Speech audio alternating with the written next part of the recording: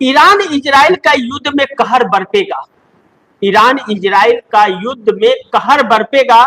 Trump ने आग लगा दिया, भारत भी उसी में जल उठेगा।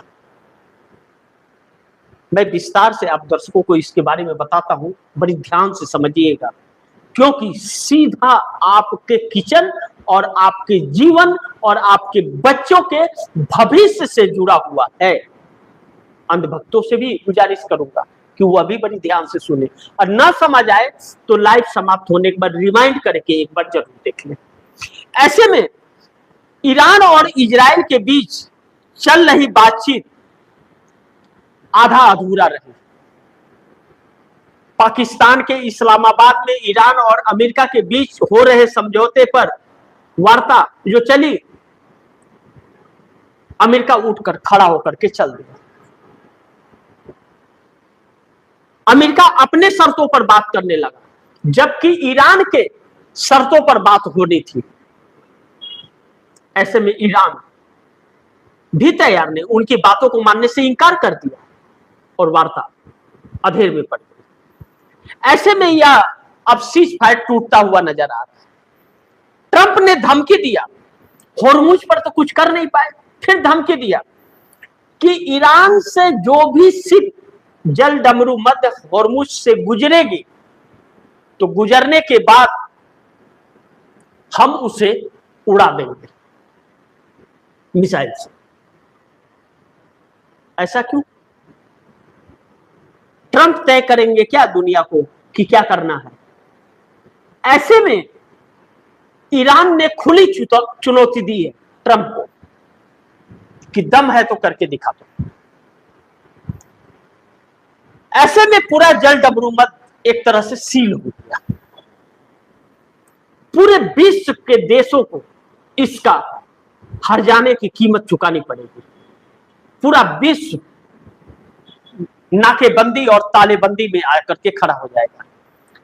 ऐसे में विश्व के अलग अलग देशों ने अमेरिका का खुला विरोध कर दिया। यहां तक कि नाटो के देश जिसका मालिक अमेरिका है, उसने भी मना कर दिया।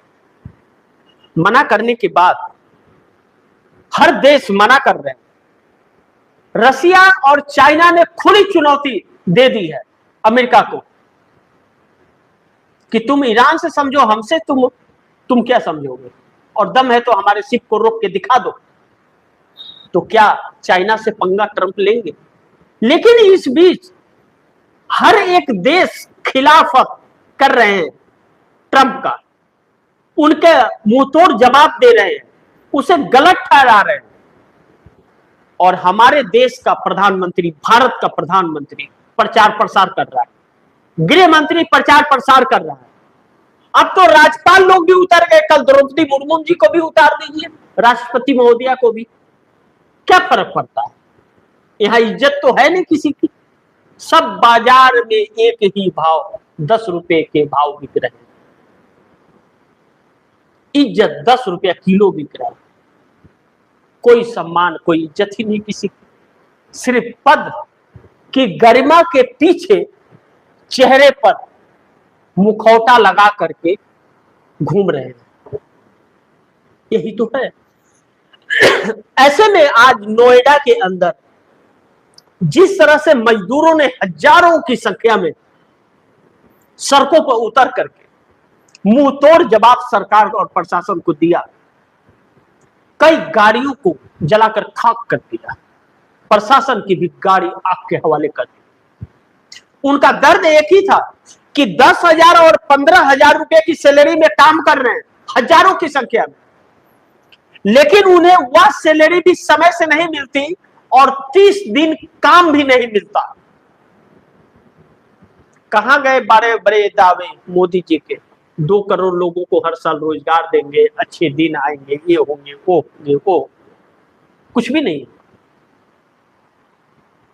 ऐसे में मोदी के खिलाफ जनता अब सड़क पर उतरने लगी है। और अब जब पूरी तरह से शिप बंद हो गया तो आप कहीं से भी कोई भी शिप आप लेकर के भारत नहीं आ पाएंगे। ऐसे में 90% सामान विदेशों से हमारे देश में आता है तो लोगों की जीविका चलती है, उसी से रोजगार भी जुड़ा है मैन्युफैक्चरिंग सेक्टर भी जुड़ा है, मजदूरी भी जुड़ी है और खान पान भी जुड़ा है। फिर भी हमारे देश के प्रधानमंत्री को चिंता नहीं, प्रचार प्रसार में लगा है। इतना वक्त है उसके पास कि सर्वदलीय बैठक आज तक इस मुद्दे पर हमारे देश के अंदर नहीं हुई। 3 दिनों का विशेष सत्र बुलाने के लिए सर्वदलीय बैठक तक नहीं हुआ। राज्यसभा का लीडर ऑफ अपोजिशन कांग्रेस के राष्ट्रीय अध्यक्ष मल्लिकार्जुन खड़गे ने खत लिखा, लेकिन फिर भी नहीं, खुद ही फैसला कर रहे हैं। ऐसे में सवाल गंभीर हो गया। देखना बड़ी महत्वपूर्ण होगा कि आगे क्या होता है, लेकिन नरेंद्र मोदी की उल्टी गिनती शुरू हो चली है, इस बात से हम इनकार नहीं कर सकते।